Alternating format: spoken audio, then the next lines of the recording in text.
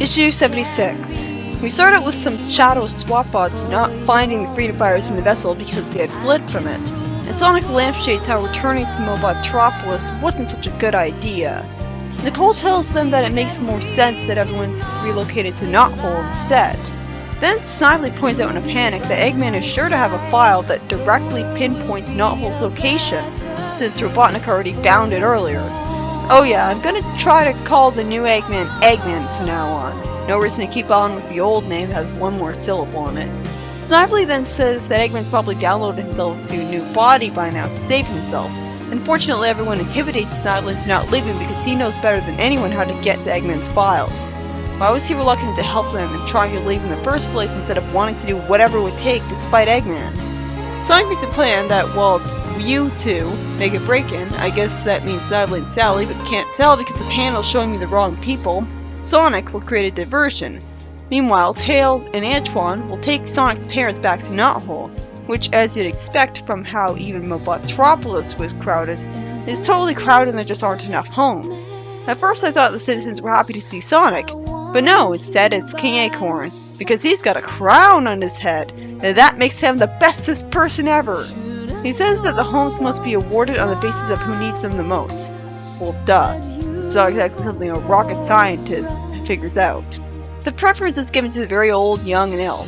Unfortunately, it's revealed that a handful of people weren't able to escape to Knothole from the city. Elise explains, though, that he means the freedom fighters, and when he asks how the king maintains his calm, regal bearing after everything that's happened, Nate says that the king's dealt with a lot of suffering as a monarch. Oh, by the way, Elias has red hair, when Sally only has red hair because she dyes it. It sure is a coincidence that both Elias and Sally decide to dye their hair the exact same color, completely independent of each other. I mean, it's not like they're identical twins. Nate feels guilty about sending the freedom fighters into Eggman's clutches, and then Sonic, Sally, and Snively see a whole bunch of people in the clutches of Shadow SWAT bots being lined up in front of Robotnik's HQ, although they're able to go through the plan anyways. Fortunately, Snively's access card to the place hasn't been terminated yet, allowing them to go in. As I expected, Sonic defeated the robots easily, and has a charming line where he remarks, "And that, ladies and gentlemen, is how you take apart 50 Shadowbots in less than 10 seconds. I caution you not to try this stunt at home." That's worth a chuckle. For some reason though, he gets worried and intimidated by some more of the same robots he trashed so easily just because they now have eye lasers. He tells the citizens that they've got to go to Knothole immediately, although I can't help but wonder why they did understand his slang. Also, this yellow Mobian is drawn hideously. What kind of eyes are that? Where's her corneas? She's like Maria in Shadow the Hedgehog. Sally gets Nicole to Eggman's master computer to magically hack into his Knothole file through the power of bullshit.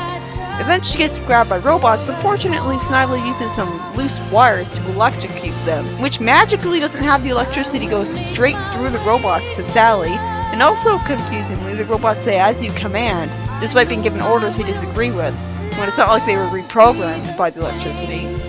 Meanwhile, Sonic decides trying to tire out some robots would be pointless, so he creates a ring of fire around them from the friction of his shoes against the ground, something he hasn't done since the Freedom Emerald story. And once again I have to ask how this could have happened when the entire purpose of his specially designed shoes is to prevent this from happening, unless they can magically let him turn that fire creation on at will.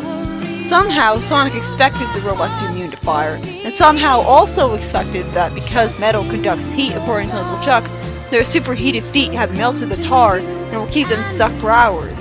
There was tar there? That sure was convenient. Then Sonic wonders why this girl, I think that's Mina, came back when she was with those Mobians. She sure is brave. Also, thank you for having your eyes drawn properly this time, Mina. But I still don't like her design. Yellow and purple don't go together. For some reason she has the gall to say Sonic's out of his mind, when she should know very well by now how capable he is. And she insists on getting inside Eggman's headquarters. I'll give her points for bravery, but what makes her think that a regular mortal Mobian like her could have any sort of success doing that kind of thing?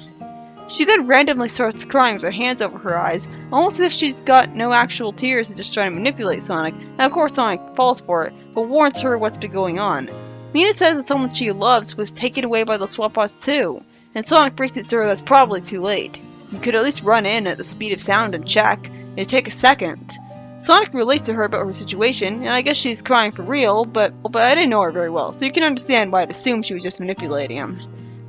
Fortunately, instead of getting jealous while asking who she is, Sally comforts her and believes Sonic when told the truth. I was kind of worried that she was going to assume that they were cheating or something.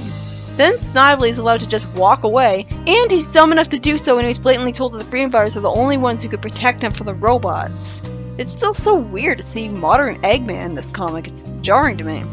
Eggman says while watching the Freedom Fighters through a camera that he can biomechanically interface with the software in his master computer and download the location of Knothole into his memory banks. Oh good, the minute he tries to do that he gets a virus thanks to Nicole. Hopefully she deleted the data as well as uploaded a virus. In the next story we see Tails refusing to leave Jeremiah the Librarian and his books behind in Robotropolis. And Sonic's mom agrees because she doesn't want their culture to be lost, and supposedly they'd be no better than swap bots if they left the books to be burned. Thing is, Jeremiah's been doing just fine hiding and preserving books for years, so why would he suddenly need help now?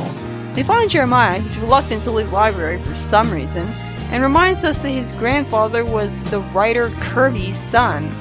And then we have Jules get totally distracted and read a passage about the Great War when they should be in a hurry to get Jeremiah to safety, making this exposition feel really forced in universe, especially since it's not just Jules but everybody who does this.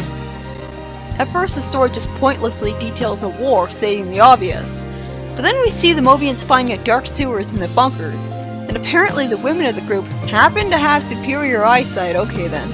I don't claim to know how the biology of the Mobians work, but this still comes out of nowhere. It just so happened that a set of original diagrams of the sewer system have been discovered, and it was learned that the system extended further out than they thought, right behind enemy lines. Oh, so that's how Emmetius lost his eye. He got shot by a laser from an Overlander in the war. The Overlander later surprised everyone by jumping to the same underground shaft that was used by the King's soldiers, while showing inexplicable sexism because the comic wants you to hate him. And Robotnik noticed after the fact that this was his brother Colin. So it looks like conscription was practiced in the Overlander country because Colin wasn't supposed to be a soldier in a war. He was the one who denied Robotnik the ore to build his ultimate annihilator. With that, the story ends. The first story was written by Carl Bullers and is basically just a transition story where the Freedom Fighters take care of loose ends by saving some civilians from Robotropolis and then getting rid of Eggman's data on the location of Knothole. But of course, since Knothole isn't in a temporal zone anymore, we'll once again run into the ridiculous problem Eggman not being able to simply find Knothole with satellite imaging or sending his flying invisible cameras through every square inch of the Great Forest until he runs into it, or just blowing the whole forest up when everyone's asleep. At least if Knothole was in a pocket dimension, it would justify why he wouldn't be able to find it. This story also introduces Mina as someone who's stupidly brave for a random civilian with no special powers at all, who Sonic immediately relates to because their loved ones got roboticized. In the second story, by Ken Penders, only serves to tell us that Robotnik's brother Colin is evil and escaped during the war, and that tells his father had lost his eye in the war to an Overlander. But most of the exposition just feels pointless, and it's really glaring that everyone stops to learn about it when they were in a hurry to get Jeremiah out of the library with all the books as soon as possible. How did they plan to get away with the books, by the way? Call Sonic over to rush every book to a Knothole in his arms at super speed, one by one? Or attract a lot of attention sending a helicopter over here?